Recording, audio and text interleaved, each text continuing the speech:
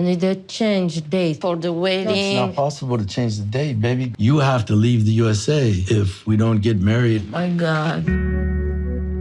Mina has only been in the States for one night and already she's rethinking everything. I don't know if I can marry you unless my son is here in the States with me, she tells Mark. But on that topic of children, it's not only Mina's son Clayton that's causing drama. You see, Mina really isn't happy with her stepdaughter Jordan. I'm not comfortable for talk with Jordan. Now I say I'm a snake, you know? No.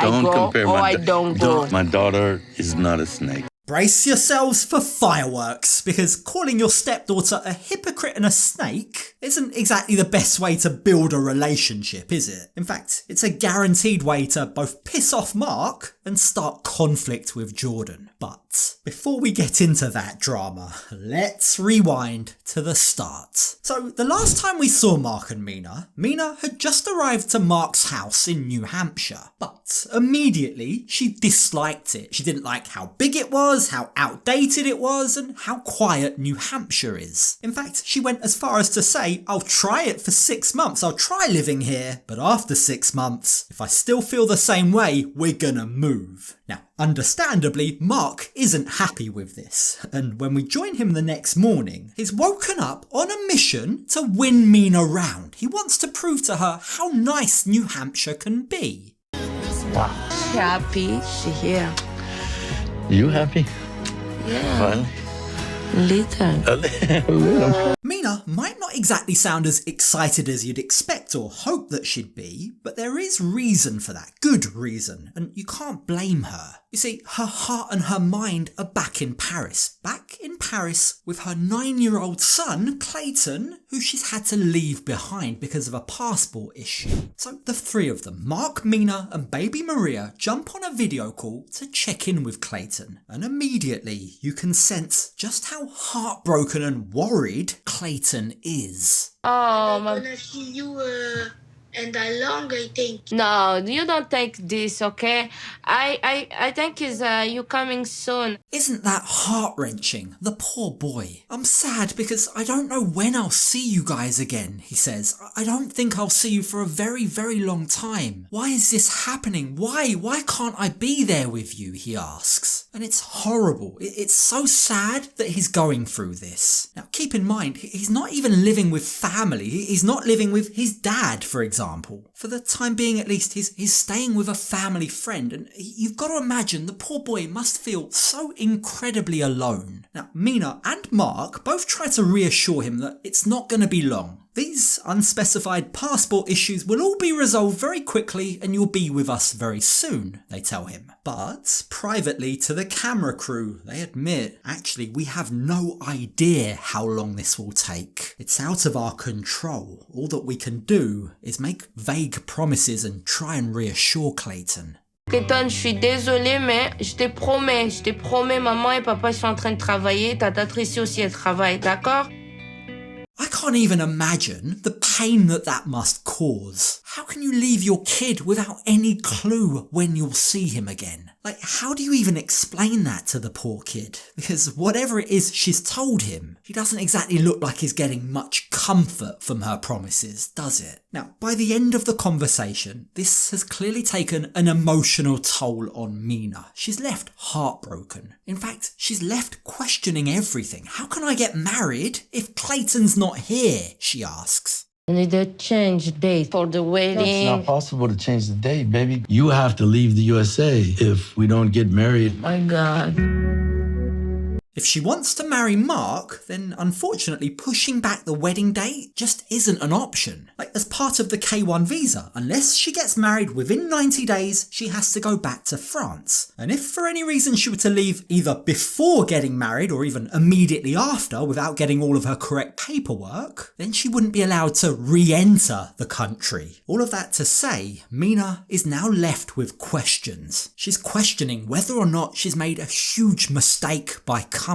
No, I say maybe it's not good choice. I need to wait for coming together. I don't know, my money. I'm very confused. Mina assures Mark that this isn't about him. She loves him, but her heart is breaking for her child. Like, you've got to imagine if this is how she is after just one night apart from Clayton, these feelings will surely only intensify over time. What if this lasts for months or longer? Like, you've got to wonder, haven't you? We haven't seen much of it yet, but is Mark and Mina's relationship strong enough to endure the stress and the turmoil, the heartache of missing her son?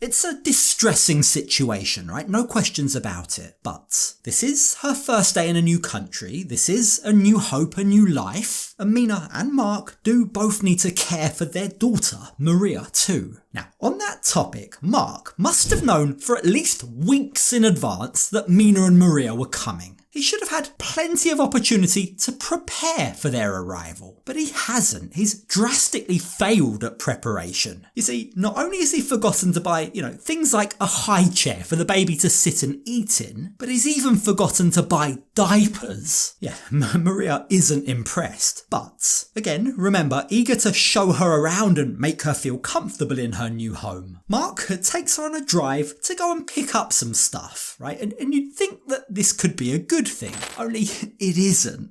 Like, just seconds after leaving their home, literally right outside the gates of their private compound, Mark shares a story that's gonna frighten her, not make her feel more comfortable. The one time I saw a bear was right here. Serious? Yeah, he came out on the street. I was on the velo. I was biking. A bear 2 steps from your house. Do you really think that's going to make Mina feel better, Mark? Knowing there are bears so close to where her daughter's going to play. Remember, Mina has told us she's lived in Paris all of her life. She's a city girl. She's not used to this. She's certainly not used to bears running around outside. Now, I think Mark realises he's put his foot in it here, so he quickly tries to backtrack and say that the bears are friendly. Yeah, right. I don't think she's buying it. And then, just to make matters even worse, they arrive at their destination. This is the dresser? It's kind of more like convenience store. It's small. Come on. We look for diapers for you. Mark, seriously. It turns out this isn't even a convenience store. Not really. It's a gas station. Again, not exactly the best way to show her around her new home, is it? Mina, again, used to shopping in France with lots of fresh produce, asks naively for fresh lamb or even fresh fruit and veg, of which there is none. The gas station clerk kind of just laughs and says, "That's the first time anybody's ever asked me for that." I don't know what Mark was thinking, but his plan to make a good impression has drastically backfired. But it's not over quite yet. You see, their next stop is a furniture store to try and pick up a high chair. Only that also doesn't exactly help. Mon Dieu, bear everywhere.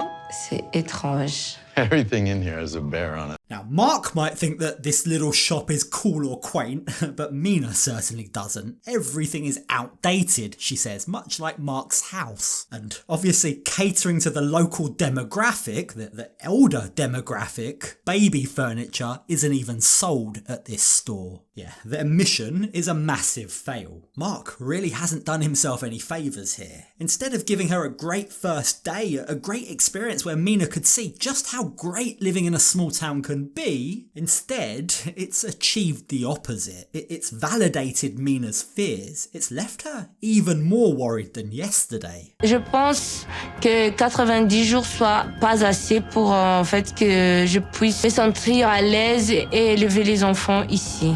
So when they arrive back home, Mina gets to work cooking the gas station pasta that they bought. But unfortunately, just to compound Mark's misery, baby Maria takes one bite of it and decides she doesn't want to eat any more. This isn't the food that she's used to. Now, Mark and Mina put little Maria to bed, and now alone. Mark wants to show Mina another perk of living here. Quiet, peaceful hot tub time. Just you and me, under the stars in the hot tub, hoping a bear won't sneak up on us and eat us. You see the beauty of New Hampshire. It's quiet, it's calm. I want Maria to see this too. And you maybe will like it, I think you enjoy it, so. He asks asks her to give it a chance, and while she doesn't answer him, at least she doesn't say no either, at least not yet. Now, besides adapting to her new home, Mark is also a little concerned about how Mina is going to adapt to her new family. I'd really like it, he says, if you got to spend a bit more time and know my daughter Jordan a bit better. I want you to see Jordan and talk with her, and more than in Paris for the weekend. And it's important to me that you and Jordan get along, and you're her stepmother. Jordan made it very clear to her dad before Mina's arrival that she's suspicious about her. She didn't like what she saw of Mina when she was in Paris for Maria's baptism. She has a lot of doubts, mostly about Mina's motives. Why? Well, alarm bells were raised when she went to Paris for Maria's baptism and Mina basically gave her the cold shoulder. She didn't really speak to us, she refused to come out to dinner with us one evening, and she basically acted like we weren't there, Jordan's told us. Given that if we wed, you're going to be legally her stepmother, says Mark, I'd like the two of you to get along.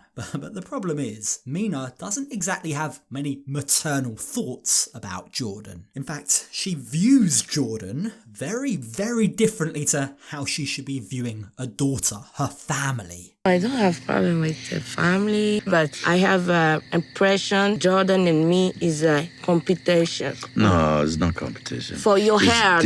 Sorry, but seeing your partner's daughter as competition is a massive red flag. A father-daughter bond is a very special bond. It's a very different bond to what she and Mark have. She needs to respect that. Like, just because Mark loves his daughter, which he clearly does, that doesn't mean there's any less space to love her. If she keeps on seeing it like that, if she sees Jordan as a threat, she's going to leave Mark no choice but to choose one or the other, and any rational, sane parent will or should always put their kids first. But, get this, it actually gets worse. You see, as Mark tries to plead his case, it turns out competition is actually the nicest thing that Mina has to say about Jordan. There's a big age gap, and because she was only around you the one weekend. So are you marrying me for love or just to come to the USA? Tell me, she and me is enemies? No. They've just gone from competitors to enemies in record time. Now,